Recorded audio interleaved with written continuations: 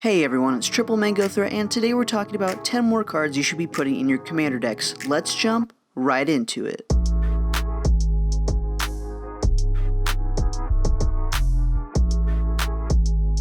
First, we're going to talk about Fate Spinner. For 1 blue, it's a 1/2 human wizard. At the beginning of each opponent's upkeep, that player chooses draw step, main phase, or combat phase. The player skips each instance of the chosen step or phase this turn. This can be really critical in our games, because if they choose not to draw, then they only have their main phase and combat phase. If they skip their main phase, that means they are not able to play lands. They're not able to cast spells. If they skip their combat phase, they're not able to attack us. So this is just a really powerful card, and luckily it's only going to be happening to our opponents. Aura Thief. For 3 and a blue, it's a 2/2 illusion with flying. When it dies, we gain control of all enchantments. This can be really awesome, especially if our opponent has a Rhystic Study, Smothering Tithe, the great enchantments that are in EDH. This is so good in a Tuvasa deck. It is a little bit on the pricier side, but if you have the budget to get this, I really recommend it. Idol of Oblivion. I really like this one because if you're a token deck, you are going to love this card. You get to draw cards just for making your tokens, and if we need to, we can pay 8 and sacrifice it to make a 10/10. Tempting Contract. This is from Commander 2021, and it says at the beginning of your upkeep, each opponent may create a treasure token, and for each opponent who does, you create a treasure token. So yes, it has the downside of if nobody decides to do it, you just spent 4 mana on this, and you're not getting any benefit from it. But if they do, this is going to be really awesome, because if one opponent decides, alright, I'll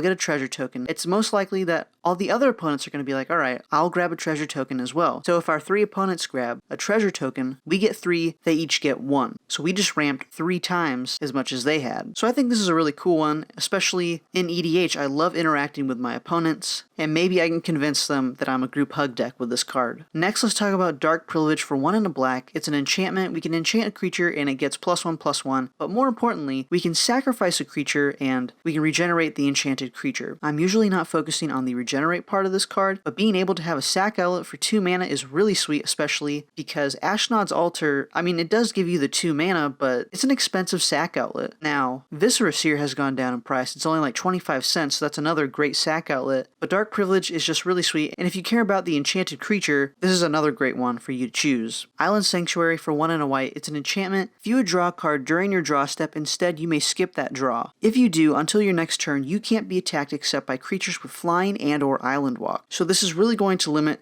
the amount of creatures that are going to hit us, and this can be really helpful, especially in a token deck. If our opponent has a million 1/1s and they don't have flying or island walk, they're not going to be able to attack us, so that's one more turn that we can make it alive, especially just by skipping that one card that we're drawing. If we're drawing a bunch of cards, especially in an enchantment deck, this is an enchantment, so maybe we can draw a card off of this just by playing it. I think this is a really cool card to have. Psychic Surgery. For 1 and a blue, it's an enchantment. Whenever an opponent shuffles his or her library, you may look at the top 2 cards of that library. You may exile one of those cards, then put the rest on top of that library in any order. In Commander, you're going to shuffle your library a lot, especially when you have fetch lands. So if our opponent really wants to abuse them, we can actually start exiling their library and choose what they're going to be getting on top. So maybe they have a really awesome creature in a land. Well, I can always choose to put a land on top of their library if it's one of the 2 cards that we're able to look at. This is a really annoying card, and I've never seen it before, so let me know what you think in the comments. So Land Grant. For 1 and a green, it's a sorcery. This is an interesting ramp spell. If you have no land cards in hand, you may reveal your hand rather than pay this spell's mana cost. Search your library for a forest card, reveal that card, put it into your hand, then shuffle. So not necessarily a ramp card, more like fishing for a land from our deck and putting it into our hand, but if we don't care about revealing, I think this is a really cool way to get lands to our hand. Teleria West. This recently took a really big hit, actually. It used to be a $20 card, and you might be thinking, okay, well, it enters tapped and I can tap it for a blue, but what's really important is that it has Transmute. For 1 and 2 blue, we can discard this card and search our library for a card with mana value 0, reveal it, put it into our hand, then shuffle. We can only do this as a sorcery. So maybe we want those mana rocks that cost 0, or we're looking for another land instead of this one. I'm sure we'd rather have a dual land instead of one that just enters tapped. But anyways, for 3 mana, you can look in your deck for anything with CMC 0 and put it into our hand. This is another cool tutor that we can use.